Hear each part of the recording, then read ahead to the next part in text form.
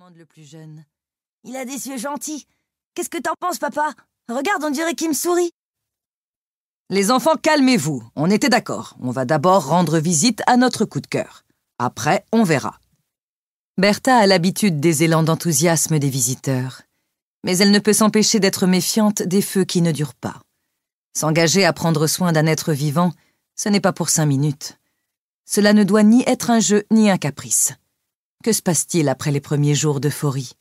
Combien de temps dure l'effet du tout nouveau, tout beau?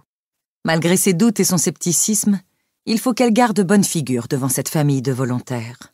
On ne sait jamais, leur démarche est peut-être sérieuse. Ils arrivent devant le box. Il n'y a pas de grille, seulement des parois de verre. À l'intérieur, une femme est assise. Elle est en train d'écrire dans ce qui ressemble à un journal intime. Bertha frappe à la vitre et la femme lève les yeux. Elle regarde les personnes qui accompagnent Bertha et une lueur d'espoir se lit dans ses prunelles. Bertha entre avec le petit groupe, soudain intimidée, sur le seuil de la cellule. « Voilà, c'est elle. Je vous présente Andrea, 43 ans, 2 enfants, de 16 et 19 ans.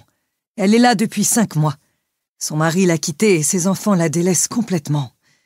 Je ne vous dis pas dans quel état de solitude on l'a retrouvée quand on l'a recueillie. N'est-ce pas, Andrea ?» Andrea acquiesce, les yeux humides. Aucun son ne sort de sa bouche. Le père s'inquiète. « Elle ne parle pas ?» Bertha s'y attendait. Dès que l'un de ses protégés a une petite tare, les prétendants acquéreurs se hérissent et hésitent. Ils voudraient des êtres vivants tout neufs, tout beaux, sans défaut, comme sortis du magasin. Comme si on pouvait effacer leur vécu difficile d'un coup d'éponge. « Si, je vous rassure, elle parle. Il faut juste lui laisser un peu de temps. La situation n'est pas facile pour elle. » L'un des petits garçons n'a pas compris la notion d'apprivoisement. « On peut la serrer dans nos bras ?» demande-t-il sans attendre l'autorisation. Il saute au cou de la femme qui bascule sous l'assaut. C'en est trop pour Andrea, qui n'a plus l'habitude de telles démonstrations affectives. Elle repousse l'enfant dans un réflexe de défense et recule dans le coin opposé de la pièce, le regard effrayé. « Doucement !» s'agace la mère. « Tu vois bien que tu lui fais peur !» L'enfant est déçu et commence à bouder. « C'est pas drôle si on peut pas cajoler la dame. » Le cœur d'Andrea s'affole. Elle se sent soudain comme une bête traquée. Sa bouche est pâteuse. Elle a du mal à respirer. Où est-elle? Pourquoi est-elle là? Elle essaie de se souvenir, mais tout reste flou. Est-ce qu'elle est devenue amnésique? Ou pire, folle? Que lui veulent ces gens bizarres? La femme avec la blouse verte, Bertha, de ce qu'elle a compris, prend le groupe à part. Elle perçoit des bribes de leur conversation à voix basse. La famille a des doutes devant son attitude réfractaire. Ils hésitent à l'adopter finalement. L'adopter? Mais elle n'est pas à adopter. On n'adopte pas les personnes. Les enfants peut-être, mais pas les adultes. Qu'est-ce qui est en train de lui arriver?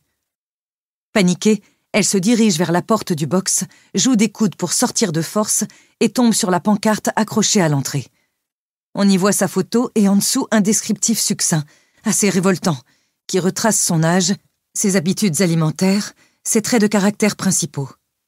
Une sourde révolte gronde en elle lorsqu'elle remarque le sigle sur le papier. SPA. Elle ne comprend pas. Elle n'est pas un animal.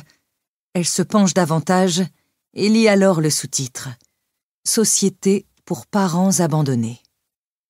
Andrea ressent comme un haut-le-cœur. Elle se précipite vers Bertha, l'attrape par les épaules et la secoue de questions. « Pourquoi je suis là? Où est ma famille? Où sont mes enfants ?» Sa voix est étranglée de sanglots bloqués dans son arrière-gorge. Bertha, avec beaucoup de douceur et de bienveillance, tente de la calmer et l'aide à s'asseoir. Elle se tourne vers la famille et lui demande de l'attendre à l'accueil. Dépité, il s'éloigne, non sans jeter des regards en arrière dans sa direction, en ayant l'air de se demander ce qui peut mettre dans un tel état cette daronne à adopter. Andrea se retrouve face à face avec Bertha. Elle lui parle comme à une malade qui aurait perdu la boule. Un petit filet de mots s'échappe de sa bouche, censé apaiser la crise. « Andrea, vous vous souvenez? Vous êtes ici parce que vous vous sentiez totalement abandonnée par votre famille. Rappelez-vous, votre rupture avec votre mari, votre fils parti étudier dans le sud de la France, qui ne vous appelle presque jamais. »